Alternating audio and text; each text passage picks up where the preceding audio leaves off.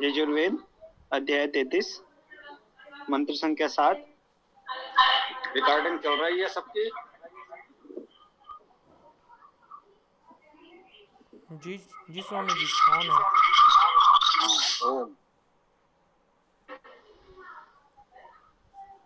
ओम त्रीणि शता त्रिसहस्राणि अग्निं त्रिशन्त च देवानव च असर्पयन् ओक्षण घृते अस्तरणन् बहि अस्मे आत इत होतारं नियसादयन्त। अग्नि को त्रीन सहस्त्राणि हजार, त्रीणि तीन, शता सौ, त्रिशंत 30, च और नव च और देवों ने असर्पयन पूजन किया, घृते प्रकाश अभिसिंचित द्वारा, ओक्षण सींचते हुए, अस्तरणन आच्छादित किया, वही वृद्धिशील वृद्धिकर्ता शब्दकर्ता को, अस्मा इस, आत इत सब ओर से ही, होतारम दान आह्वान करने वाले को, नी असाद्यंत निरंतर स्थापित प्रतिष्ठित करें। भावार्थ, अग्नि स्वरूप परमात्मा की सपर्या परिचर्या पूजन 3339 देव करते हैं। इस संख्या का रहस्य तो निश्चित ही गहन शोध का विषय है। इस विषय में किसी ग्रंथ या विद्वान के विचार को स्वीकार कर उसे ही सत्य मान लेना उचित नहीं होगा। ऐसे स्थलों पर उदार तथा व्यापक दृष्टि से अध्ययन तथा चिंतन मनन करना आवश्यक है। गृह धातु का अर्थ सिंचन करना, प्रकाश करना होता है। अतः इसके लिए अर्थात परमात्मा के लिए बड़ी अर्थात बड़े क्षेत्र को प्रकाशित अभिसिंचित करने का भाव है। इसके अनंतर होता अर्थात इस कार्य का प्रमुख आयोजक आह्वान करने वाला भी निश्चित ही प्रतिष्ठित होता है। निरुक्त अग्नि में अग धातु गति करना, देवा में दिव धातु प्रकाश करना, स्तुति करना, आनंद प्रीति करना, असपर्यन अक्रिया उपसर्ग, सपर पूजा करना, सेवा करना, घृते गृह धातु सींचना, प्रकाशित होना, ओक्षण उक्ष धातु सिंचन करना, स्वच्छ करना, अस्त्रनन अक्रिया उपसर्ग स्त्र धातु आच्छादन करना, बरही ब्रह धातु वृद्धि होना, शब्द करना, होतारम में हुए धातु आह्वान करना, हुदान करना, आदान प्रदान करना, नी असाध्य अंत में नी उपसर्ग एक क्रिया उपसर्ग सद शब्द का अर्थ बैठना। ओम खम्र।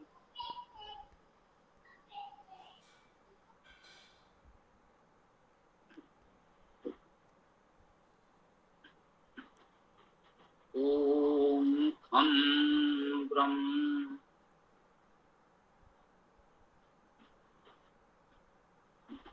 यजुर्वेद अध्याय 33 मंत्र 7।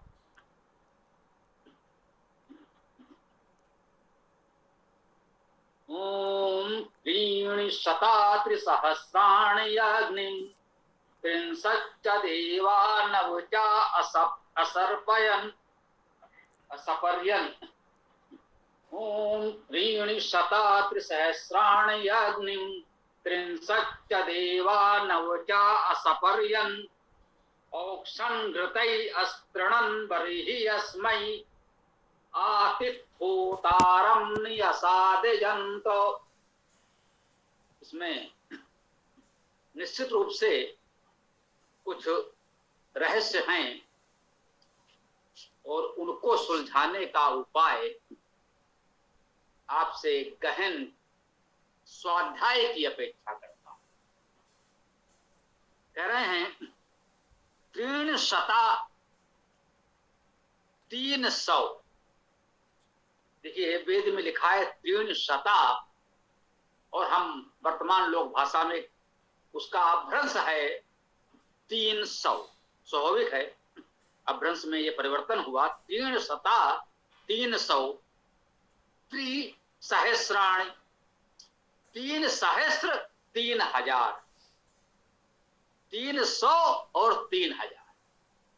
ये कविता है, काव्य है, पद्य है। गद्य में सामान्यता हम कहेंगे 3300। 3300 जरा ध्यान दीजिए कितनी बड़ी संख्या बनी। 3300, 33 देवता, 33 कोटि देवता, 33 प्रकार के देवता या 33 करोड़ देवता। कह सकते हैं इस बात को कुछ तो इस मंत्र ने संकेत किया कि सत्य क्या हो सकता है। शेष तो लोक प्रचलित मान्यताएं हैं। इस मंत्र ने कुछ संकेत किया कि ये जो 33 कोटि शब्द का प्रयोग किया जा रहा है वह पूर्णता निराधार तो नहीं है, 33 कुछ तो है। तो 3 3300 अर्थात 3300 भी कह सकते हैं बोलचाल की भाषा में। तो ये 3300 हैं जो अग्नि को, अग्नि तो हम जानते ही हैं, अग्नि प्रगतिशील परमेश्वर के लिए सामान्यता आता है, या इन गुणों से युक्त उपासकों के लिए, समाज के अग्रणी लोगों के लिए आता है। तो वेद का मुख्य अर्थ तो आध्यात्मिक है और वहां पर परमात्मा परक अर्थ प्रमुखता से ग्रहण किया जाता है। तो अग्निम का अर्थ अग्रणी प्रगतिशील परमेश्वर ये मुख्यतः हम ग्रहण करेंगे आध्यात्मिक अर्थ में। कह रहे हैं 63 देवा नवचा असपरयन। बात अभी इतने से पूरी नहीं हुई। 300 और 3000, 3300, 3300 तो आ गया। अग्निम, अग्नि को देखिए यहां पर यह बात समझ लें, कोई भ्रमित ना हो सकता है कुछ लोग, मैं उन्हें अयोग्य नहीं कहता, ऐसा नहीं है, लोगों को जानकारी होती है फिर भी जानबूझकर भ्रमित करने का प्रयास करते हैं। तो उससे सावधान रहें। वे स्वयं तो जानते हैं परंतु दूसरों को भ्रमित करते हैं, ऐसे विद्वान बहुत मिलते हैं। तो उनसे सावधान रहने के लिए बहुत थोड़ा सा एक सूक्ष्म दृष्टि हो, आप समझ जाएंगे। संख्या तो इतनी बड़ी बता दी 3300 और उसके बाद लिख दिया अग्निम, अग्नि को। यह एक वचन द्वितीय विभक्ति कर्म कारक है। तो अग्नि तो एक वचन में है। स्पष्ट है यह अग्नि परमेश्वर के लिए मुख्य रूप से है या समाज में जो सबसे अग्रणी है उस उपासक दिव्य जन के लिए है। ये 3300 जो कहे गए वे उससे अलग कुछ और है। वो क्या है देखते हैं। बात यहीं पूरी नहीं हुई, अगले चरण में और बताया जा रहा है 63 अर्थात 30, 3330 हो गए। क्या देवा, और ये देवगण, ये जो संख्या बताई जा रही है ये देवों की ही बताई जा रही है। इतना तो और स्पष्ट कर दिया इसने, इस मंत्र में इतना बताया कि 3330 क्या है, ये देव हैं, देवगण हैं, दिव्य गुण युक्त हैं। प्रकृति के तत्व हो या समाज के लोग हों, ये संख्या देवजनों की, देवगणों की है। और क्या कहा, नवचा असपरियन। अब नवचा और नव इसमें और जोड़ लीजिए। हाँ, इस नव शब्द पर थोड़ा सा ध्यान रखेंगे। नव संख्या भी है और नव का अर्थ नवीन, नूतन भी होता है। इसका अर्थ स्तुत भी हो सकता है, नु स्तुतो धातु से स्तुत भी हो सकता है। अब इतनी संख्या सब बताई जा रही है तो कह सकते हैं 63 नवचा 30 और 9 39। तो देव कितने हो गए इस मंत्र में? हम क्या कह रहे हैं, इस मंत्र में कितने देव हो गए, इसको अंतिम प्रमाण इस रूप में न माने कि वेद में कुल इतने देवता हैं। अभी और जाने कितने मंत्र हम लोग पढ़ेंगे और वहां क्या क्या बताया जाएगा। केवल एक मंत्र से निश्चय बहुत बड़ा सिद्धांत न बनाएं। हाँ, सत्य यह भी है, ये कोई नहीं कह सकता। जब इस मंत्र में कहा गया है तो ये सत्य है, पूरी तरह सत्य है, इसमें कोई संदेह तो नहीं है। तो बताया गया 3,330 और 9 39, 3,339 देवा देवगण। कितने देव हो गए? 3,339 देवगण हैं। इन्होंने किया क्या? अग्नि को असपर्यन इनकी पूजा की। अग्नि की पूजा की 3,339 देवगणों ने। ये संख्या इतनी स्पष्ट है कि इसमें अनुमान लगाने की कल्पना नहीं करनी चाहिए। यदि ऐसा कहा जाता सैकड़ों देवों ने, सहस्रों देवों ने, हजारों देवों ने, करोड़ों देवों ने, तो कहा जा सकता था प्रकृति की विभिन्न शक्तियों ने, समाज के सैकड़ों हजारों लोगों ने, दिव्य गुण युक्त सैकड़ों हजारों लोगों ने। ऐसा भी बहुत से मंत्रों में आएगा, वहां ये आप कह सकते हैं। इसका अर्थ होता है, जब ऐसे प्रयोग आते हैं, आप विभिन्न मंत्रों में मिलेगा भी, तो वहां शत सहस्र अर्थात सैकड़ों हजारों का अर्थ होता है बहुत से लोग, बहुत बड़ी संख्या में लोग। वहां पर एक एक संख्या गिनने की बात नहीं होती कि तो उसने शत लिखा है, शतम लिखा है तो ठीक 100 है, ना एक न्यून ना एक अधिक। परंतु यहां पर संख्या इतनी स्पष्ट जब बताई जा रही है 3,339, 40 नहीं है, 40 में एक न्यून है, स्पष्ट बता रहा। तो आप इसमें लगभग इतने का अनुमान कर ही नहीं सकते। स्पष्ट है 3,339। अब ये 3,339 देव कौन से हैं? वास्तव में इसमें बहुत बड़ा रहस्य होगा और उस पर हमको, आपको, सबको मिलकर चिंतन करना होगा। मान लीजिए हमारा जीवन तो आपको वेद मंत्रों का प्रामाणिक धातु अर्थ खोजने में निकाल दिया, तो अब इस तरह के जो रहस्य आएंगे उनको सुलझाने का दायित्व तो हमने आप पर छोड़ दिया। आप जब वेद का गहन अध्ययन करेंगे, तर्कपूर्ण तरीके से निष्पक्ष अध्ययन के बाद मनन चिंतन करेंगे, तब इन रहस्यों को खोज पाएंगे। ये दायित्व तो हम आप पर छोड़ रहे हैं। कृपया कोई भी ये प्रयास न करें, भैया ने भी पढ़ा भी, कि किसी एक पुस्तक में आपने कहीं कुछ पढ़ लिया है, किसी एक लेखक की कोई पुस्तक, और मान ले बस वो आपका अंतिम सत्य हो गया। वह सत्य हो सकता है, हम ये नहीं कह रहे हैं। कहा किसने पढ़ा मुझे जानकारी नहीं है, मैंने नहीं पढ़ा। तो ये किसी भी विद्वान ने कहीं लिखा है कि इतनी संख्या इनकी है, तो वह सत्य हो सकता है, परंतु वही सत्य है ऐसा नहीं मानना है। तो जब इतने निष्पक्ष भाव से आप अध्ययन करेंगे, खोज करेंगे, तो हो सकता है कोई ऐसा रहस्य मिले जो आपके जीवन में और इस पूरे समाज में बहुत बड़ा परिवर्तन ला दे। यह दायित्व तो है हम आप सभी लोगों का, इस पर प्रयास करें। इतने 3,339 देवगण मिलकर सपर्या कर रहे हैं। सपर धातु है, इसका अर्थ पूजा करना, सत्कार करना, सेवा करना, यही होता है। पूजा का कोई प्रतीकात्मक पूजा का अर्थ वेद में होता ही नहीं, वहां सत्कार, सेवा, सहायता का ही अर्थ होता है, स्वाभाविक है। तो अब अग्नि का अर्थ तो हम परमेश्वर मान सकते हैं आध्यात्मिक अर्थ में, और व्यवहारिक लौकिक अर्थ में समाज के अग्रणी दिव्यजन को मान सकते हैं जो एक प्रमुख हो, और उसके लिए इतने लोग हैं, इतनी संख्या है 3,339। इस पर विचार कीजिएगा।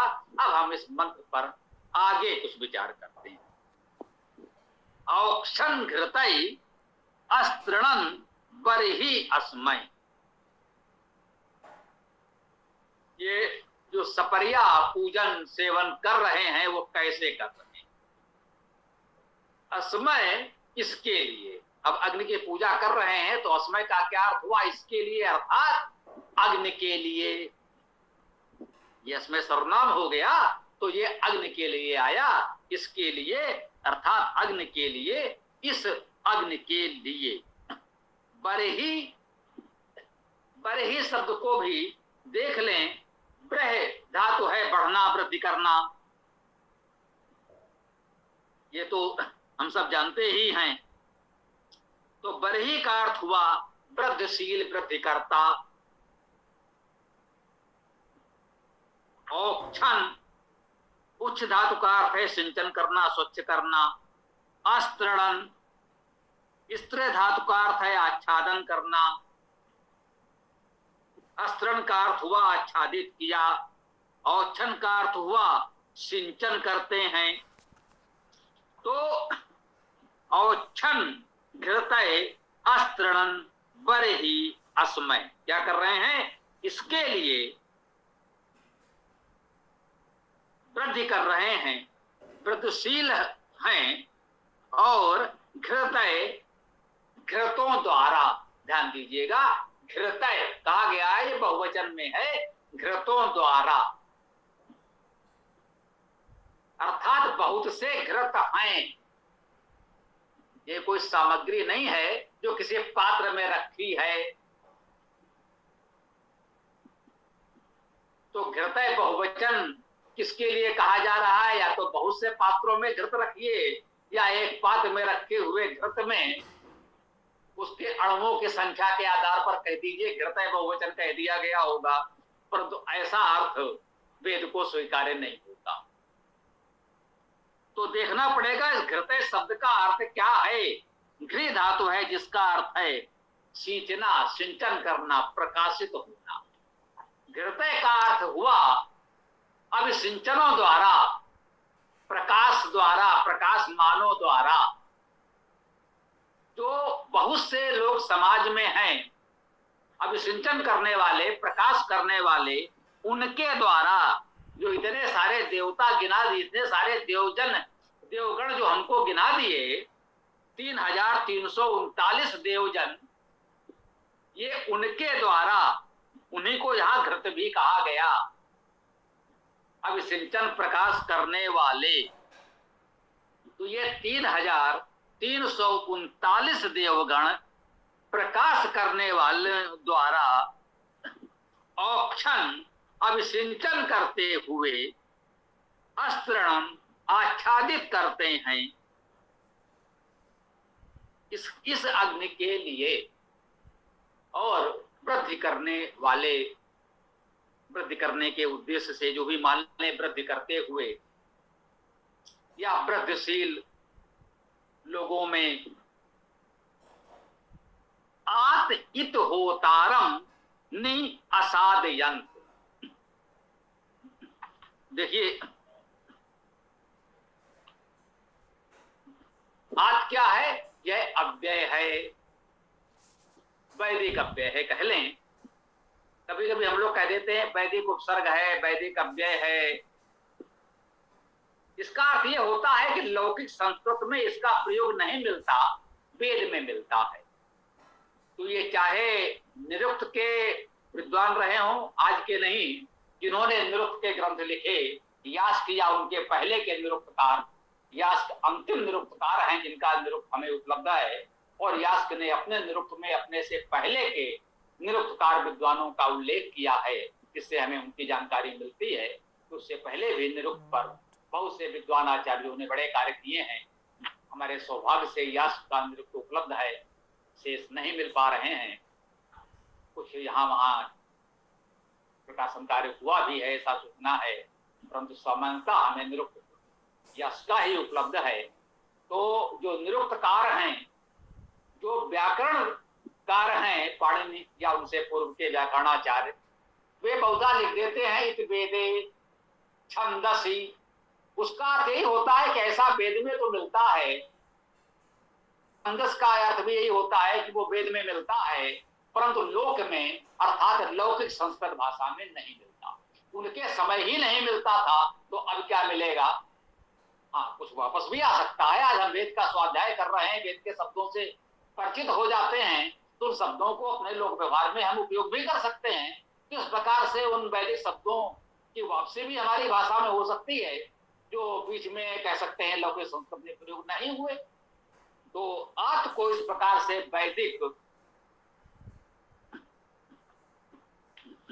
वैदिक अव्यय या उपसर्ग मान सकते हैं।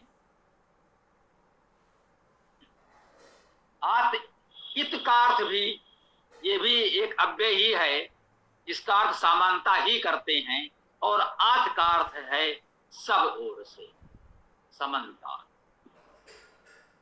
तो इसका अर्थ हुआ सब ओर से ही।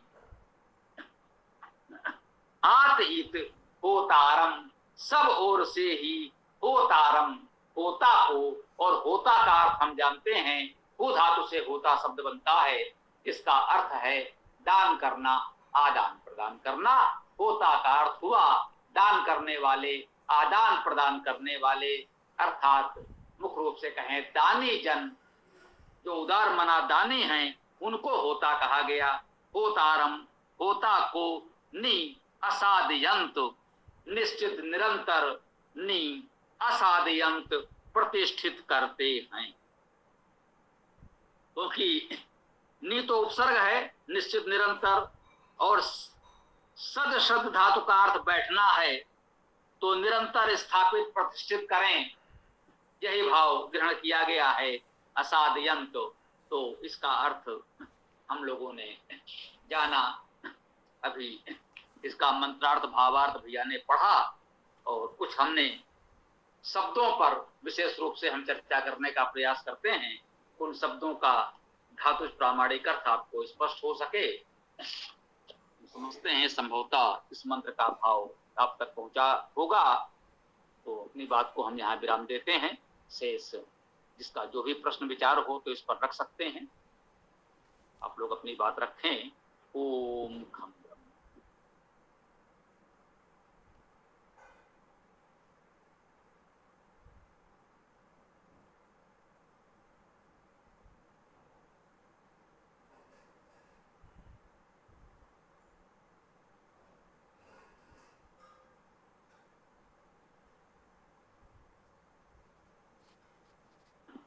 हाँ पुलकित, ये देख लो, प्रारंभ में प्रश्न नहीं होते हैं तो तुम पाठ प्रारंभ कर दिया करो, जब भी किसी का प्रश्न होगा तो ले लिया जाएगा, ठीक है ना? स्वामी जी, हाँ बोलो। इस वेद मंत्र में जो देवा शब्द आया है, उसका क्या क्या अर्थ हो सकता है स्वामी जी?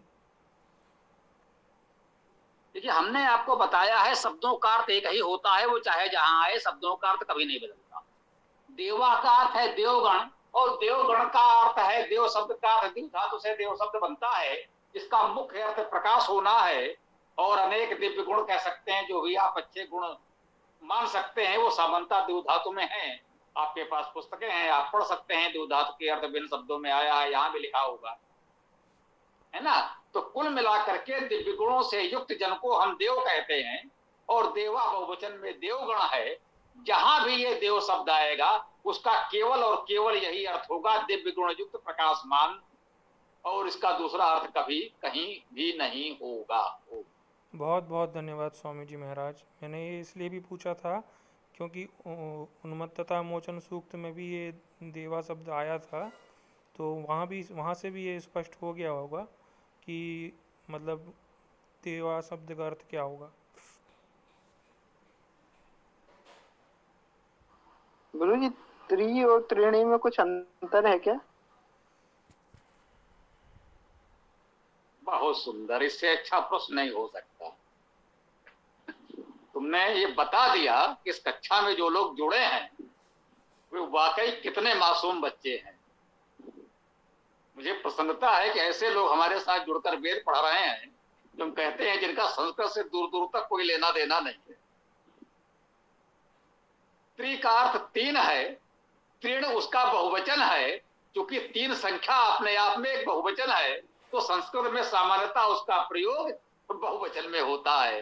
तो जब भी आपको तीन के अर्थ में अलग शब्द लिखा दिखाई पड़ेगा, तो मान लीजिए वो त्रीण ही लिखा जाएगा बहुवचन में।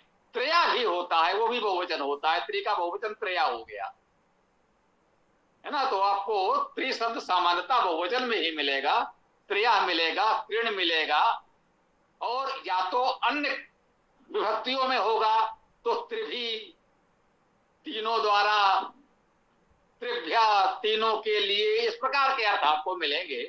तो त्रि तो मूल शब्द है जिसका अर्थ तीन है। अब वो विभक्तियों के अनुसार सामान्यता इसका प्रयोग बहुवचन में ही होगा, क्योंकि तीन शब्द का प्रयोग एक वचन में, द्विवचन में तो हो ही नहीं सकता। बहुवचन है तो सदा इसका प्रयोग बहुवचन में होगा, और विभक्तियों के अनुसार उसमें और विभक्तियां जुड़ी होंगी जहां जिस रूप में प्रयोग होना होगा। ठीक है भैया? गुरु जी, मैं ये पूछना चाह रहा था, जैसे सता के साथ तो त्रिणी इस्तेमाल किया गया है और शस्त्राणी के साथ त्रि। त्रिसहस्राणी, ये पहले ही अगर पूरी बात बोलते तो सीधे उसी पर आया जाता है ना। इसमें जो कहा है तीन सता त्रिसहस्राणी, थोड़ा सा ध्यान दीजिए, ये त्रि जो लिखा है ये दीर्घ ई हो गया है, और सामान्यता जो आप विद्यालय में पढ़ते हैं त्रि का अर्थ तीन, वो लघु ई होता है, त्रि में लघु ई रहता है, यहां दीर्घ हो गया है। तो यही तो वैदिक भाषा है। शब्द है त्रीण। अब एक तो वैदिक भाषा जो संस्कृत से थोड़ा सा पहले की है, संस्कृत के नियम का पूरी तरह पालन नहीं करती, और दूसरा यह है कविता। आप जानते हैं कविता में ये वर्ण अक्षर गिनने पड़ते हैं। त्रिष्टुप छंद है, 11 वर्ण उसे गिनने पड़ेंगे। अब गिनो इसमें 11 वर्ण है ना। तीन सता त्रिसहस्राण यज्ञिम, ये हो गए 11 वर्ण, एकादश हो गए गिनो। यदि यहां वो त्रीण लिखता तो 11 से एक बढ़ जाता, 12 हो जाते। छंद के आग्रह से वर्ण संख्या 11 होनी चाहिए। तो भाई ने जो ऋणी था उसे पी गए, साइलेंट कर दिया, है ना। तो अब वो 11 ही रखने थे छंद की दृष्टि से, तो तीर्ण एक बार तो लिख दिया, दूसरी बार तीर्ण का ऋणी छोड़ दिया। तो ये एक अभ्यास की बात है, काव्य के छंद के आग्रह से। और एक बात ये भी जो बता रहे हैं निरंतर आपको कि वैदिक भाषा प्राचीनतम है, मूल है, संस्कृत उसी से विकसित हुई बाद में।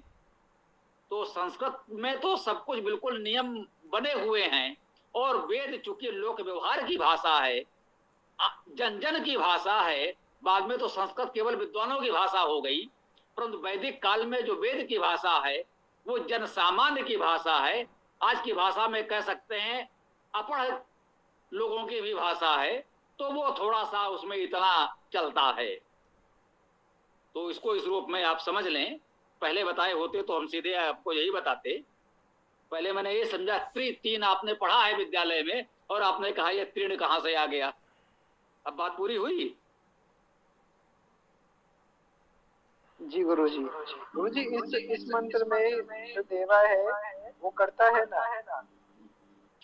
जी हाँ, देवा करता है। अब यहां भी वही बात है, संस्कृत में लिखते तो देवाह होता, यहां विसर्ग होता। यद्यप यहां छंद के आग्रह से विसर्ग लगाने से अक्षर वर्ण संख्या घटती बढ़ती नहीं, लेकिन अब वेद में चलता है विसर्ग बहुधा नहीं भी होता है, चल जाता है। यही वैदिक भाषा और संस्कृत भाषा में इस तरह के बहुत अंतर है, और ये आपको इसी तरह धीरे धीरे अभ्यास से जानकारी हो जाएगी। कुछ यहाँ वहां लिखा मिल सकता है, कुछ हमारी पुस्तकों में भी लिखा है, कुछ अन्य पुस्तकों में भी लिखा होगा, लेकिन मुख्य आग्रह हमारा यही है, जब आप वेद को इस तरह से अध्ययन करेंगे तो फिर इसका अनुभव अच्छी तरह हो जाएगा। फिर वेद का पढ़ने वाला यदि कोई कहीं से श्लोक ले आए संस्कृत का और आपको पढ़ने के साथ ये वेद में है, उसको देख कर बता देंगे ये वैदिक भाषा का है ही नहीं, ये वेद में हो ही नहीं सकता, खोजने की आवश्यकता ही नहीं है। पूरा वेद किसी को मतलब होगा कोई, हम लोग कह सकते हैं सामान्यता कंठस्थ तो नहीं है किसी को, लेकिन यदि आपने कोई श्लोक संस्कृत का सुनाया और किसी ने कहा साहब ये वेद में है, तो हम तो उसकी देख करके बता देंगे इसकी भाषा वैदिक नहीं है, संस्कृत है, ये वेद में नहीं हो सकता। तो ये आपको केवल अभ्यास से जानकारी होगी, इसका और कोई नियम मेरे विचार से उपयुक्त यही है कि अभ्यास से सीखा जाए। ओम। हमें जरा त्रिंश और स्पष्ट कर देंगे जरा। किसको? त्रिंश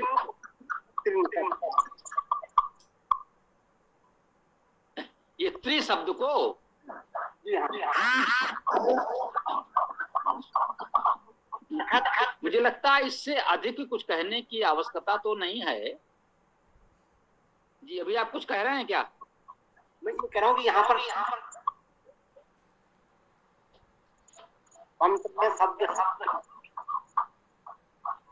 और उसका अर्थ लिखा हुआ 30, और हमने अभी जो अध्याय पढ़ा है 30वां अध्याय, उसके लिए लिखा हुआ 300 या 300।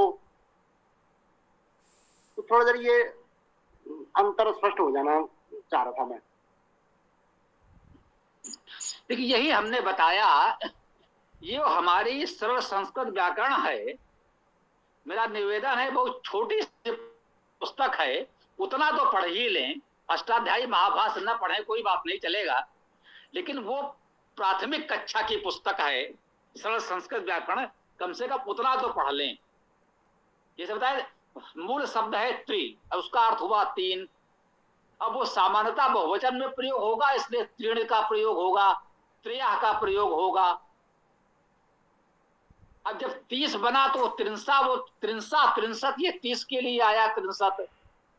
त्रिंसा जो लिखा है उसका अर्थ है 30वां, तो 3, 30, 30वां, और उसके बाद विभक्तियां जुड़ेंगी तो कुछ और हो जाएगा। तो ये तो थोड़ा सा आपको अभ्यास से जानना होगा। और वही मैंने कम से कम सरल संस्कृत व्याकरण बहुत छोटी सी पुस्तक है, कृपया उसे एक बार पढ़ तो लें।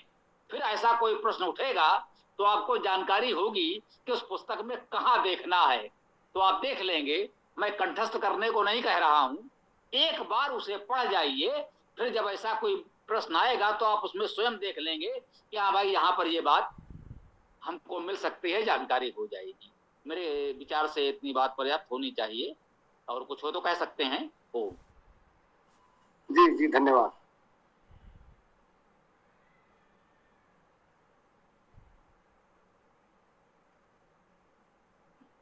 जी, किसी को और कुछ कहना हो, कोई प्रश्न हो तो बता सकते हैं। अच्छी चर्चा हुई, अच्छा लगा। कोई प्रश्न हो तो अभी भी बता सकते हैं, अन्यथा फिर समापन किया जाए, समय तो हो ही गया है। देखो भाई पुलकित जी, कोई प्रश्न हो तो ठीक है, अन्यथा समापन करें। जी, किसी का प्रश्न हो तो पूछ लीजिए।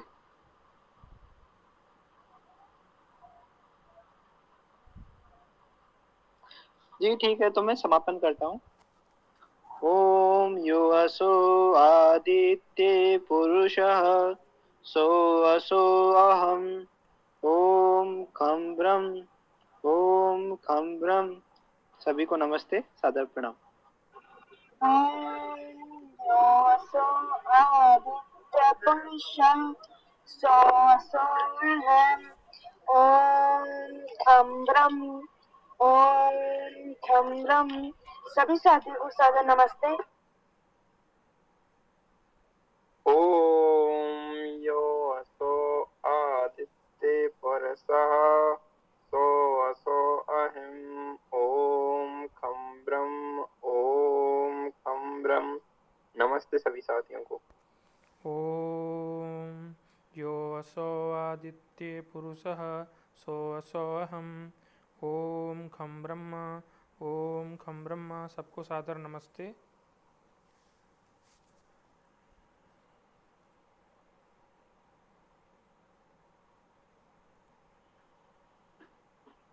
तो कल सायंकाल 7:30 बजे इस वेद कक्षा में हम लोग पुनः मिलते हैं। ओम स्वस्ति, ओम नमस्ते, ओम खम ब्रह्म, ओम खम ब्रह्म, ओम खम ब्रह्म।